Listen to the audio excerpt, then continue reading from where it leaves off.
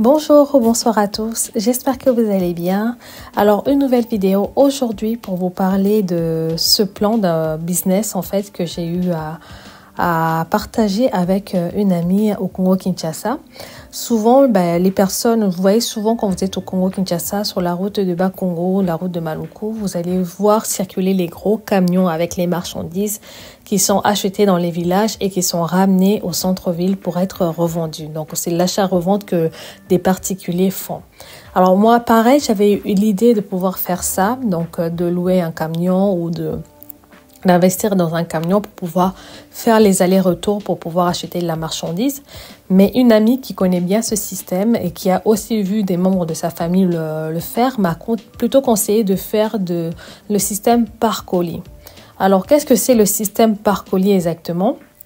C'est tout simplement, au lieu d'acheter un camion pour aller sur la route du Bas-Congo, c'est aller directement voir le propriétaire d'un camion qui fonctionne déjà et de négocier avec lui de faire le système par colis. Donc, c'est-à-dire que lui prend en charge l'essence, la voiture, les pannes, il prend en charge le salaire de son employé.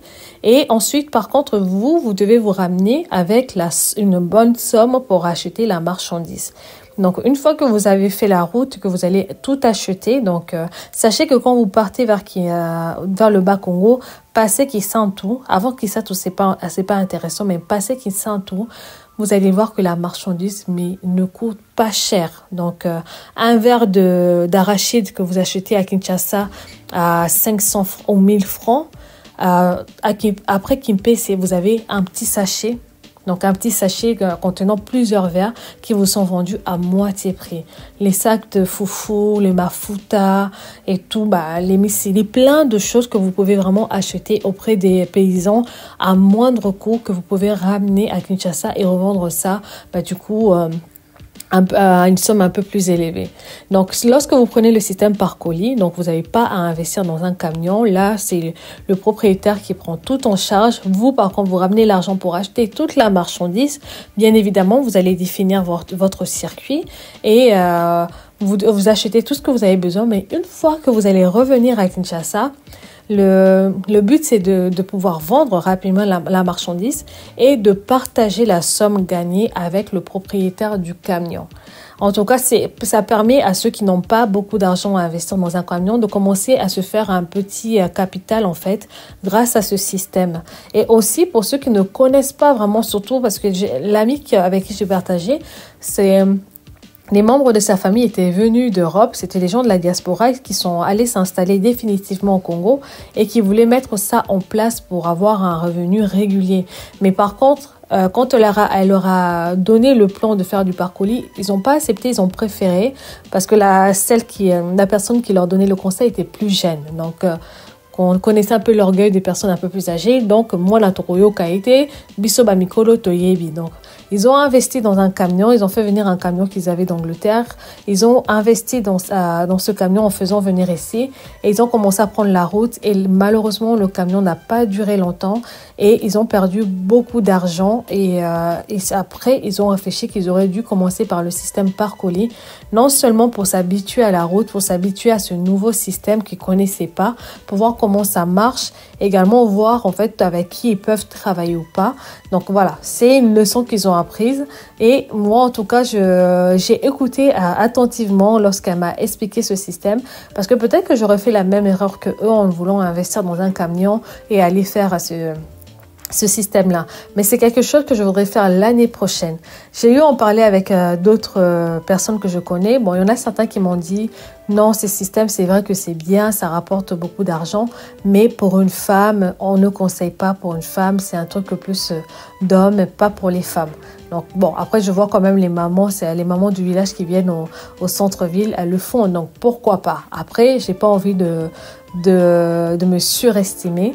Après, peut-être, pourquoi pas, trouver quelqu'un de confiance qui fera la route pour moi, à qui je pourrais confier de l'argent, faire la route pour moi et ramener la marchandise. Ou bien y aller mollo, faire des petits villages, pas loin de Kisantu, que je connais et ensuite commencer petit à petit à ramener la marchandise.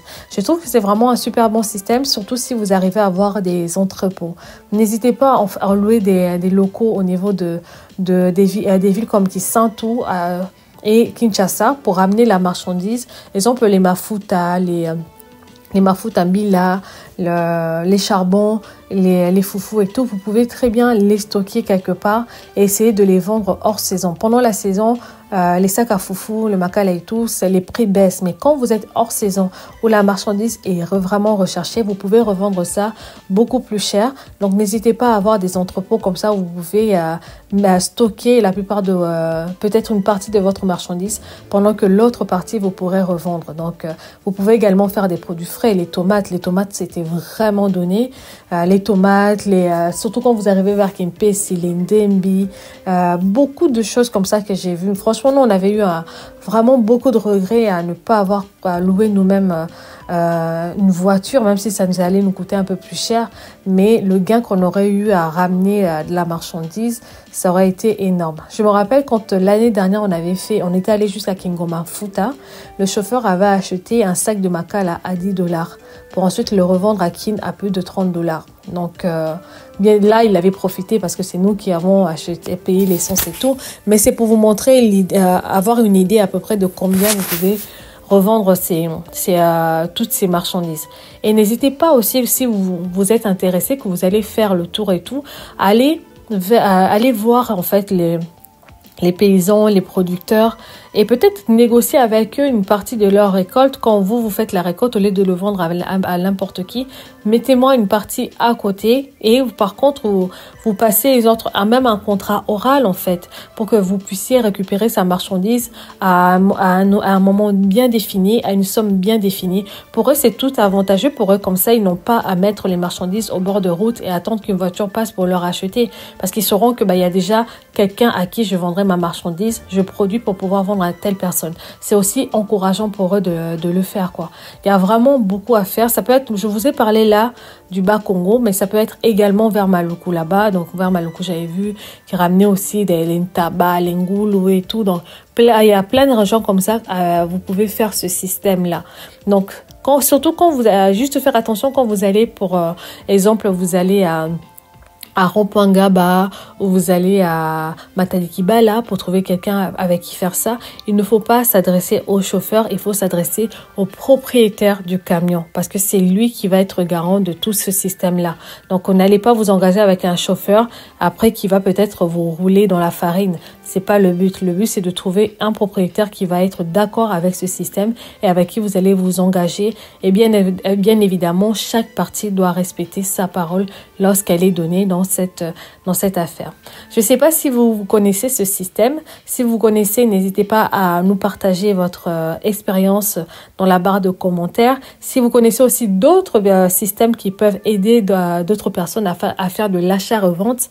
Et d'ailleurs, j'encouragerais ceux qui veulent faire ce système-là, peut-être de commencer en informel, mais plus tard de vous formaliser. C'est parce que il y a trop de choses qui sont faites en informel. Donc souvent, les entrepreneurs congolais ne grandissent pas. Mais si vous voulez voir ça sur de long terme, n'hésitez pas à vous formaliser et ensuite à trouver vos locaux de stockage et tout. Donc, c'est tout un système que vous pouvez mettre en place.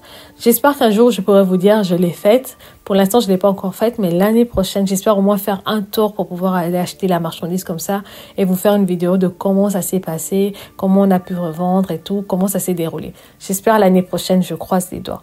Mais en tout cas, l'expérience de ceux qui l'ont déjà faite et ceux qui continuent à le faire sera la bienvenue dans la barre de commentaires. Voilà, je vous souhaite, c'est tout pour cette vidéo. Je vous souhaite en tout cas tout de bon pour vous et vos familles. Et à bientôt pour une nouvelle vidéo. Au revoir.